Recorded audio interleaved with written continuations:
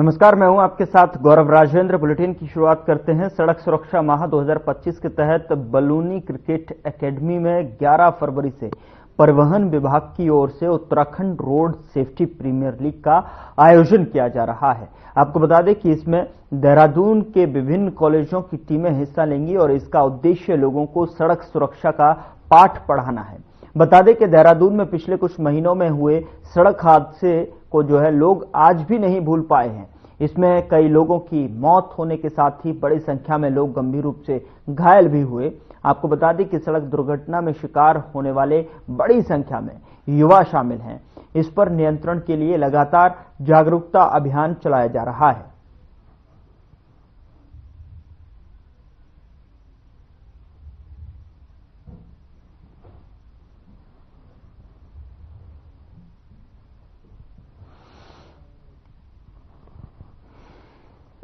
आपने देखा होगा देहरादून में विगत 5-6 महीने में कई दुर्घटनाएं हुई हैं जिसमें यूथ की जान गई है, यूथ घायल भी हुए हैं।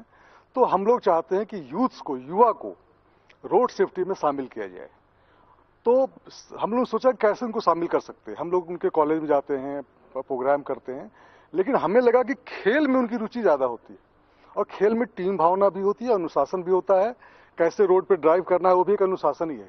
तो हम लोगों ने क्रिकेट मैच के थ्रू रोड सेफ्टी का उनको एक लेसन देने का प्रयास हम लोग कर रहे हैं। और एक हम लोग का प्रोग्राम हो रहा है जिसका हम लोगों ने नाम दिया है रोड सेफ्टी प्रीमियर लीग।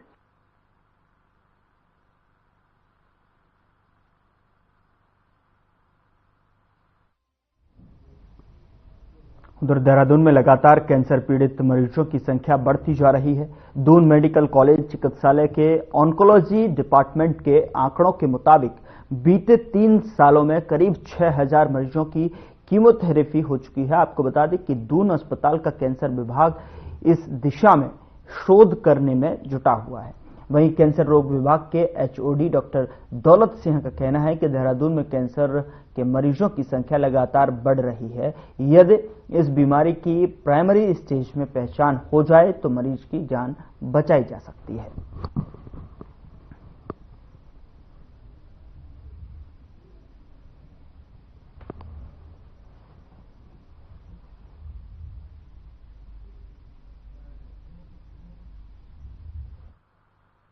अभी डाटा जारी नहीं हुआ है, अभी रिसर्च चल ही रही है, उस पर हम काम कर रहे हैं एरिया वाइज।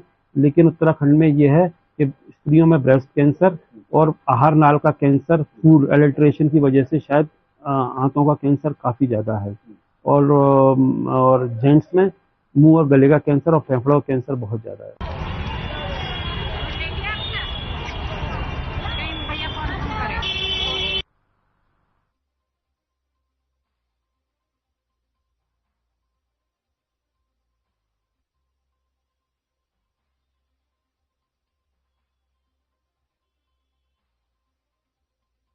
ऋषिकेश में शिक्षा, खेल और स्वास्थ्य के क्षेत्र में लगातार नए आयाम बनाने में लगे छात्रों और समाज सेवियों को सम्मानित कर उनकी हौसला अफजाई की गई है। आपको बता दें कि जिससे वह भविष्य में और ज्यादा उत्कृष्ट कार्य अपने अपने क्षेत्र में कर सकें। बता दें कि सूर्य किरण वेलफेयर सोसाइटी द्वारा एक कार्यक्रम का आयोजन किया गया और जिसमें शिक्षा, खेल और स्वास्थ्य के क्षेत्र में बिना स्वार्थ के अपनी अहम भूमिका निभाने वाले छात्रों और समाज सेवियों को बुलाया गया और मौके पर सबसे पहले 22 होनहार छात्रों को हौसला अफजाई के लिए पुरस्कार के रूप में एक निश्चित धनराशि का चेक पाठ्य सामग्री दी गई।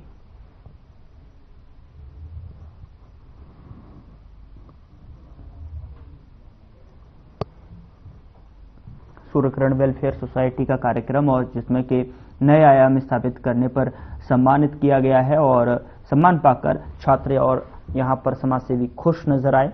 बता दें कि एक निश्चित राशि का चेक भी वितरण किया गया है और सम्मान पाते हुए तस्वीरें भी आपकी टेलीविजन स्क्रीन पर हैं, जहां पर चेहरे छात्रों के खिलखिला उठे। तो ये कार्यक्रम सूर्यकिरण वेलफेयर सोसाइटी का ये कार्यक्रम था।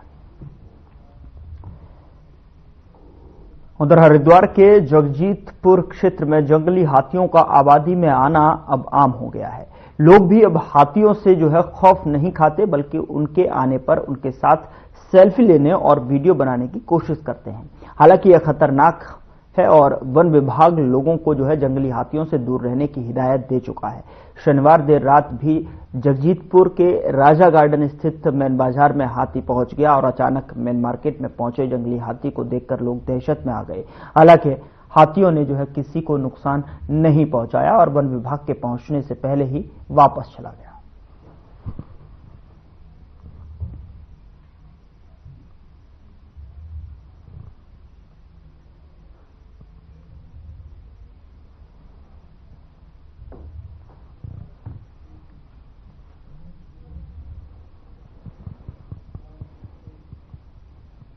उधर रायवाला थाना क्षेत्र में छोटी सी बात को लेकर दो पक्षों में जो है विवाद और लाठी डंडे चलने से घटना में एक महिला की जान चली गई।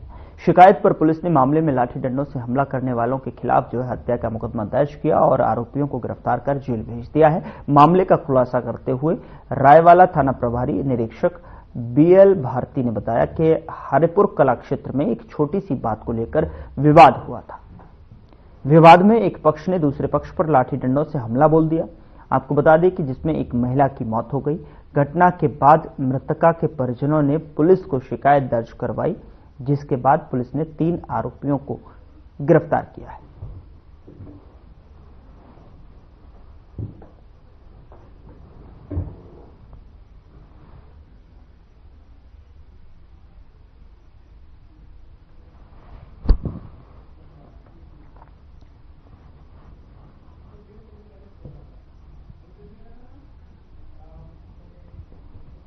यहां रुक रहे एक छोटे से ब्रेक के लिए। ब्रेक के उस पार खबरों का सिलसिला लगातार जारी है।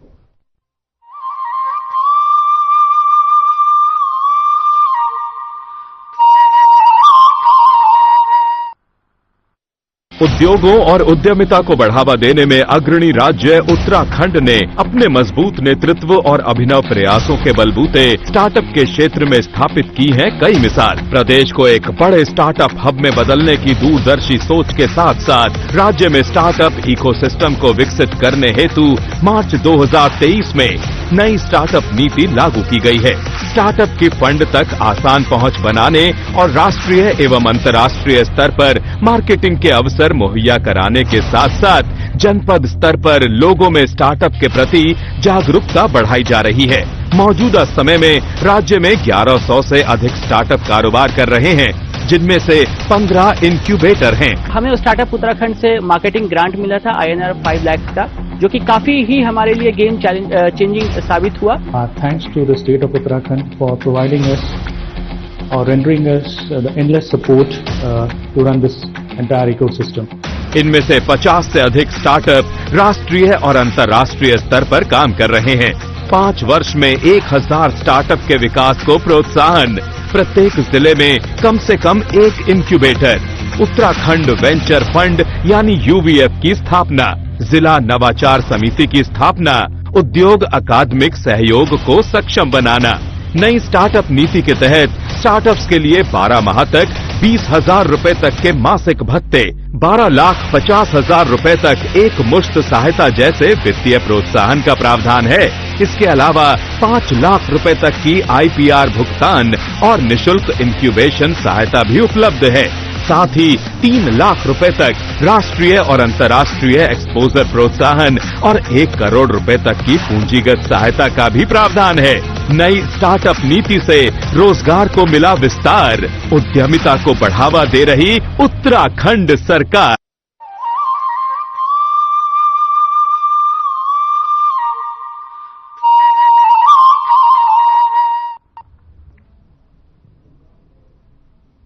ब्रेक के बाद स्वागत है आपका। खबरों में आगे बढ़ते हैं। पार्क लोगों के घूमने और क्षेत्र की सुंदरता को बढ़ाने के लिए बनाए जाते हैं, लेकिन जनपद ऊधम सिंह नगर के जसपुर नगर पालिका क्षेत्र में बना मौलाना अबुल कलाम आजाद पार्क अपनी बदहाली के आंसू बहा रहा है, क्योंकि पार्क सिर्फ जानवरों को बांधने और गाड़ी पार्किंग के लिए रह गया है।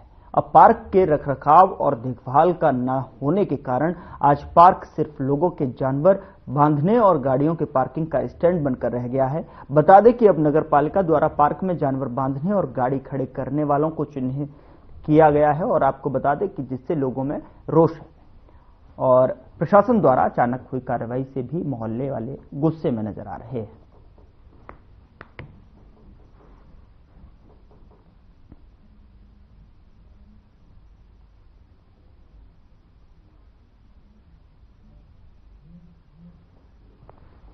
अब्दुल कलाम पार्क के नाम से, ठीक है। अभी जो टीम आई थी नगर पालिका से, उनमें जो एक साहब थे, उन्होंने आके एक जानवर को लेके, बकरी को लेकर उन्होंने अभद्रता की, बदतमीजी की, जबकि वो जानवर बंधा हुआ नहीं था, खुला हुआ था। लेकिन उन्होंने ये दिखाया कि हाँ ये बंधा हुआ जो है इसको खोल लो। उन्होंने थोड़ा सा बहुत गलत लहजे में बोला ये सब कि आप इसको यहाँ से खोलिए और ये आइंदा से मैं बंधा हुआ ना देख लूं, समझे, वरना मैं इसको उठा के और सरकारी उसमें बंद करवा दूंगा। उन्होंने ये शब्द बोले। हमने इसी बात को लेकर, मेरी उनसे तर्क वितर्क हुआ है, बहस नहीं है वो तर्क वितर्क है। मैंने उनके सवाल का जवाब दिया कि आप इसको बंधे हो कैसे कह रहे हैं, जबकि बकरी बंधी हुई नहीं थी। अगर उनके पास बंधा हुआ कोई फोटो या किसी भी प्रकार की पिक्चर है तो वो उस चीज को दिखाएं। मैं ये कहना चाहूंगी, नगर पालिका की टीम जो आज आई थी, सबसे पहले उनको एक सूचना देनी चाहिए थी कि नगर पालिका की टीम आपके उधर आ रही है। अगर ऐसा कुछ वो है तो वो फिर खुद ही हम लोग वो कर लेते, मगर ऐसा कुछ इसमें था नहीं। एक सिर्फ यहाँ पर बकरी बैठी हुई थी, कुछ लोग यहाँ पर चेयर डाल के बैठे हुए थे और इसमें कुछ नहीं था। शायद किसी की एक गाड़ी थी पीछे, उनकी भी उन्होंने पिक ली है और वही देखे कि ये बकरी यहाँ पर क्यों बज रही है, इसको खोलो, हटाओ। ये कुछ जो लोग यहाँ पर बैठे थे चेयर डालकर, वो बोले अरे भाई पहले भाई साहब आप देख तो लो, ये बधी हुई नहीं है, ये बैठी हुई है। तो हम ये कहना चाहते हैं, ठीक है निर्माण होना चाहिए पार्क का, हम ये खुद चाहेंगे। नगर पालिका से जो भी व्यक्ति यहाँ पे आए थे, उन्होंने हमसे सवाल जवाब किया कि भाई यहाँ पे बकरी क्यों बनती है, गाय क्यों बनती है, ये पेड़ क्यों लगे हुए हैं, इसकी साफ सफाई नहीं हुई है। एक बात बताइए आप हमें, अगर हम लोग इसकी साफ सफाई करेंगे तो नगर पालिका वाले किस उससे यहाँ पे आके धरना दे रहे हैं, यहाँ पे आके मतलब उल्टा सीधा बोल रहे। क्या जब ये खुला रहेगा तो इसमें कोई भी व्यक्ति, इंसान भी बैठ सकता है, जानवर भी बैठ सकता है। अगर इसकी वो लोग घेराबंदी करें, इसकी साफ सफाई करवाएं और यहाँ पे 2 व्यक्ति छोड़े अपने कि भाई इस पार्क में कोई नहीं घुसना चाहिए। कटवाने को कह रहे हैं, पेड़ नहीं कटन देंगे हमने बहुत उससे बोए हैं, ये इन्होंने पानी दे के पाला है इन पेड़ों को। अब तो गंदगी हो रही इसमें बहुत। अब थोड़े जब ये करेंगे, हमारे मेंबर साहब जीत जाते थे तो इसकी सफाई पफाई हो जाती थी, यही करवाते थे। एक आध दफा आकर देख जाते, 2 साल, एक आध साल इलेक्शनों का टाइम था।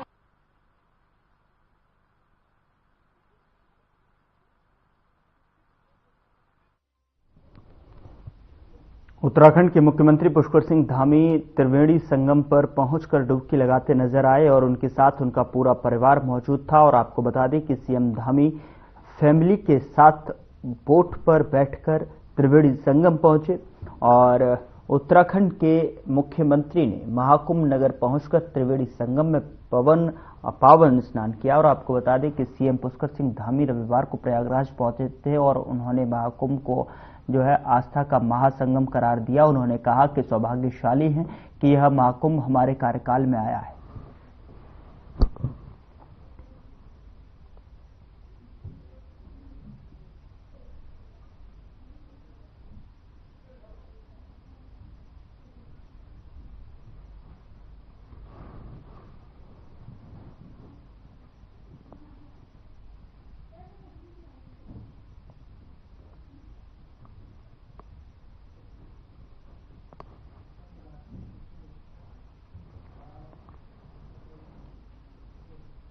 उधर देहरादून के दून विश्वविद्यालय में मेगा स्टार्टअप समिट का आयोजन किया गया। आपको बता दें कि 11 और 12 फरवरी को होने जा रहा है, जिसका शुभारंभ सीएम पुष्कर सिंह धामी करेंगे। और दून विश्वविद्यालय के प्रोफेसर दीपक कुमार का कहना है कि उच्च शिक्षा विभाग इस समिट का आयोजन कर रहा है, जिसमें एंटरप्रेन्योरशिप विकसित करने के बारे में चर्चा की जाएगी।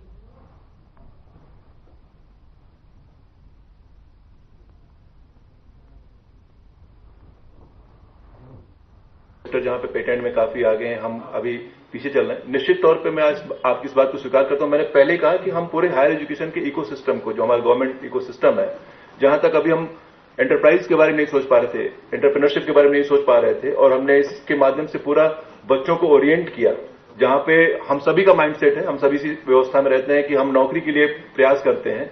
बच्चों को इस बात के लिए तैयार करना, उनके गार्जियंस को इस बात के लिए तैयार करना कि वो एंटरप्रेन्योरशिप में जाएं। और निश्चित तौर पे पेटेंट की प्रक्रिया अभी तक हमारे गवर्नमेंट कॉलेज में, ये वो बच्चे हैं जो बीएससी कर रहे हैं या बीए कर रहे हैं या सिंपल अपने ट्रेडिशनल कोर्सेज में है, तो उनको इसके लिए भी ओरिएंट करना कि इनोवेशन के लिए जाएं, पेटेंट्स के लिए जाएं। अभी ये मैंने कहा कि ये शुरुआत है, वो पूरे इस इकोसिस्टम का इंपैक्ट है। ये आपको नंबर्स दिख रहे हैं, आने वाले समय में ये नंबर्स और बढ़ेंगे, इसका मैं आपको विश्वास दिलाता हूं। दूसरा, कल के इस कार्यक्रम में मुझसे मिस हो गया था कि principal scientific adviser to PM के ऑफिस से भी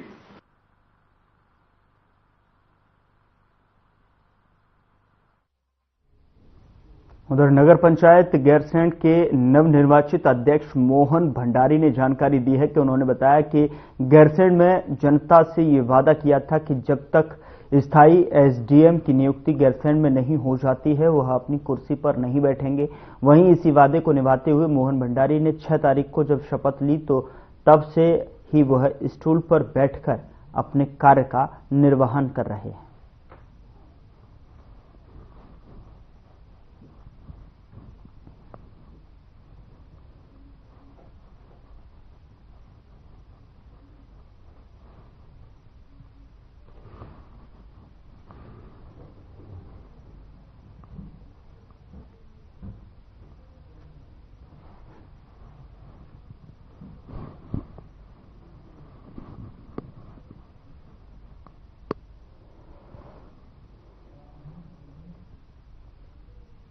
उधर भारतीय जनता पार्टी के कार्यकर्ताओं और पदाधिकारियों ने मुख्य चौराहे पर एकत्र होकर विधायक डॉक्टर मोहन सिंह बिष्ट की मौजूदगी में एक दूसरे को मिष्ठान खिलाकर खुशी का इजहार किया है। बता दें कि इस मौके पर यहां ढोल नगाड़े बजाते हुए क्षेत्रीय विधायक डॉक्टर मोहन सिंह बिष्ट की मौजूदगी में भाजपा नेताओं ने खुशी मनाई और एक दूसरे को मिठाई खिलाई। और आपको बता दें कि विधायक डॉक्टर मोहन बिष्ट ने कहा कि आम आदमी पार्टी का सत्ता से बेदखल होना तय था।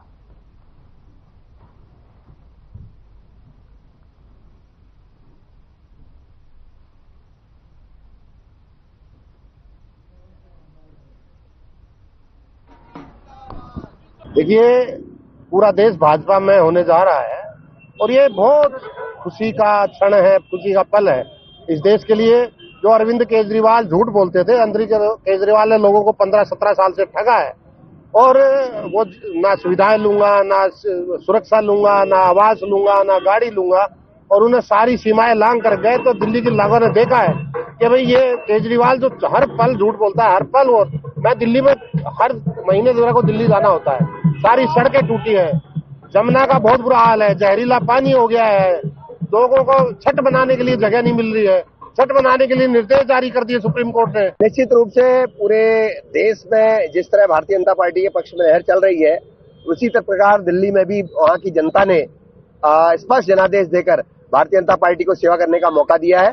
और माननीय प्रधानमंत्री जी के नेतृत्व में जो भारतीय जनता पार्टी की सरकार केंद्र में चल रही है, उसके कार्यों को देखकर, उनके विकास कार्यों से प्रभावित होकर और दिल्ली के भविष्य को उसको सुरक्षित करने के लिए, दिल्ली को आगे बढ़ाने के लिए, स्वच्छ दिल्ली बनाने के लिए ये मतदान भारतीय जनता पार्टी के पक्ष में हुआ है। हम सभी कार्यकर्ता हम हार्दिक आभार व्यक्त करते हैं दिल्ली की महान जनता का, जिन्होंने भारतीय जनता पार्टी को चुना है।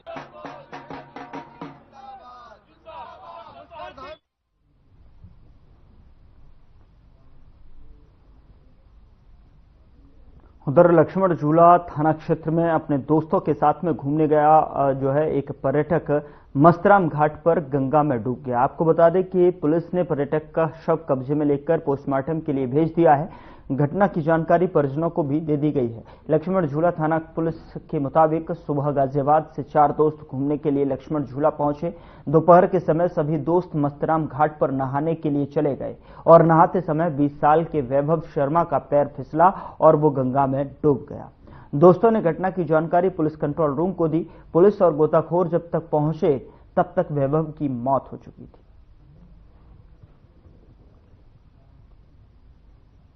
यहां रुक रहे एक छोटे से ब्रेक के लिए। ब्रेक के उस पार खबरों का सिलसिला लगातार जारी है।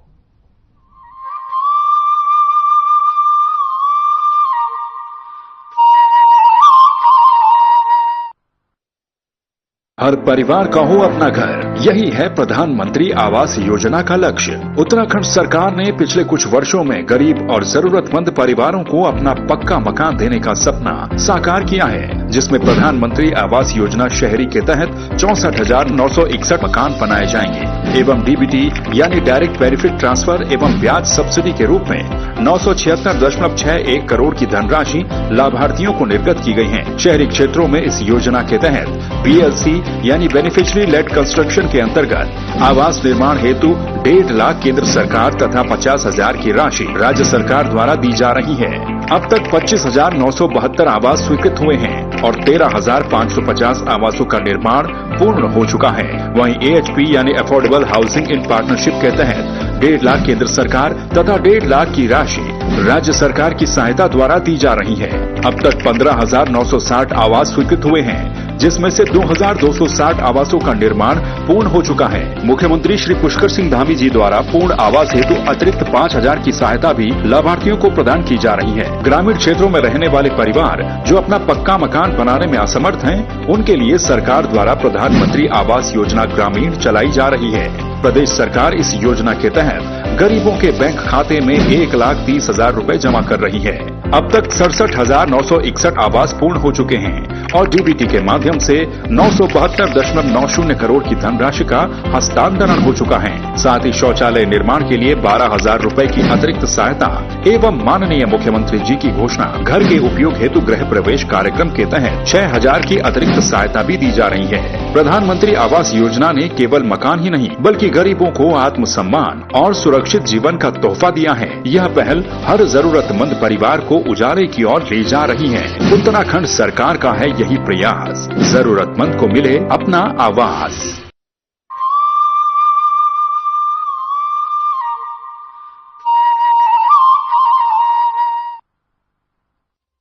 ब्रेक के बाद स्वागत है आपका। खबरों में आगे बढ़ते हैं। उत्तराखंड में चल रहे राष्ट्रीय खेलों का समापन 14 फरवरी को हल्द्वानी के अंतर्राष्ट्रीय स्टेडियम में आयोजित किया गया है, जिसको लेकर प्रशासन पूरी तैयारियों में जुटा हुआ है। आपको बता दें कि जिलाधिकारी वंदना सिंह ने अंतर्राष्ट्रीय स्टेडियम के ऑडिटोरियम में सभी संबंधित विभागों के अधिकारियों को समापन कार्यक्रम की तैयारियों में जुट जाने के निर्देश दिए और साथ ही विभिन्न विभागों के अधिकारियों को जो दायित्व दिए गए हैं उनको जो है कार्य कुशलता से अपने कामों को पूरा करने के लिए कहा गया है। मीडिया से बात करते हुए डीएम ने बताया कि 14 फरवरी को राष्ट्रीय खेलों का समापन होना है और समारोह को यादगार बनाने के लिए राज्य के प्रतिष्ठित नागरिकों को, विभिन्न खेल स्पर्धाओं से जुड़े लोगों और युवा साथियों को इस कार्यक्रम का हिस्सा बनाया जाएगा।